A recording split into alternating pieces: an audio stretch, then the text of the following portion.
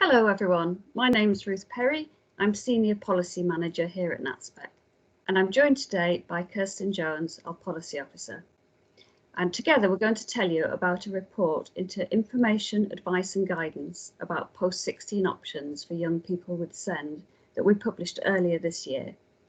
137 parents took part in the survey to find out about the quality of information, advice and guidance offered to young people with EHC plans or the equivalent in Wales. And we already knew from anecdotal evidence that quality was rather patchy, but the picture we built from this research was much grimmer. 2/3 of the parents said that the quality of information, advice and guidance overall was poor. They were struggling to find information about what options were available and couldn't get hold of impartial advice to help them identify what was best for their child.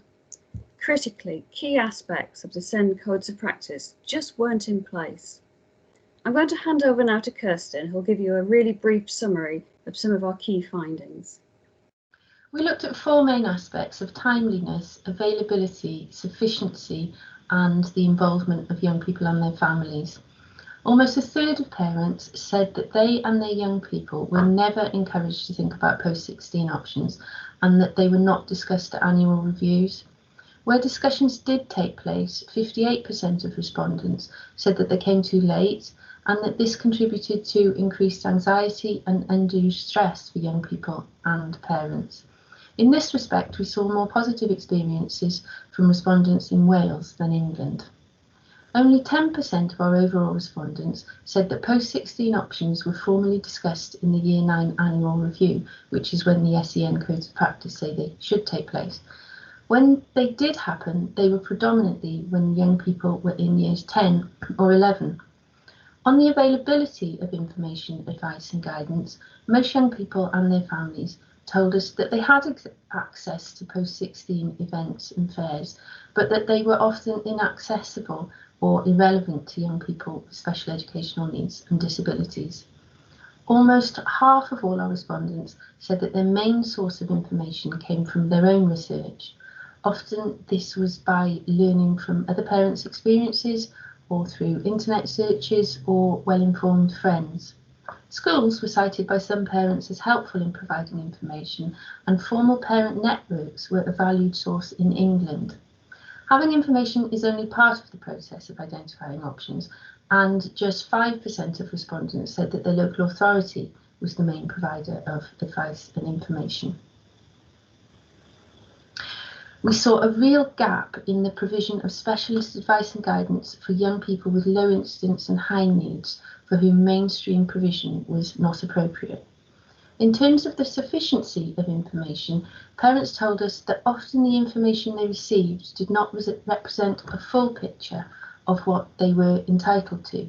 For example, only 1/4 of families had been offered information about several different post-16 providers and supported to understand the differences between them.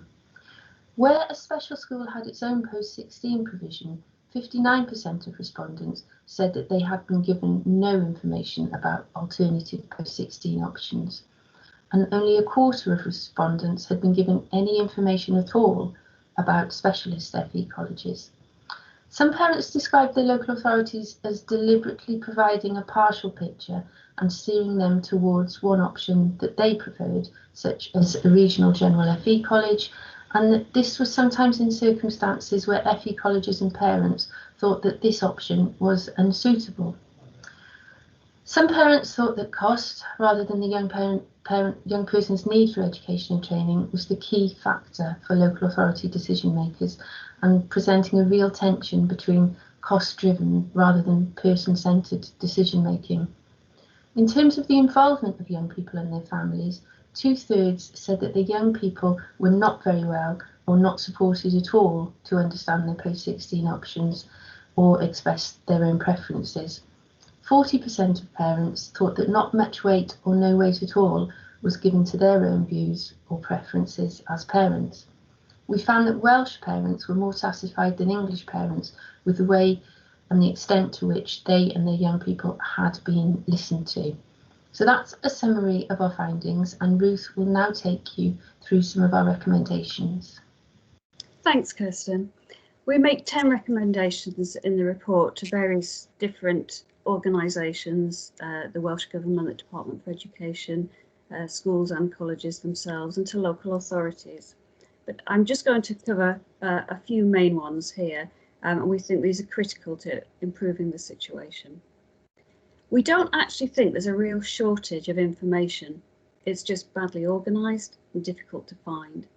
We'd like to see it presented much more clearly in a single place, and critically for there to be a named, trained person responsible for helping the young person and their family make sense of it. And that person should have an ongoing relationship with the family and the young person from year 9 and be able to offer impartial advice and support through the whole process.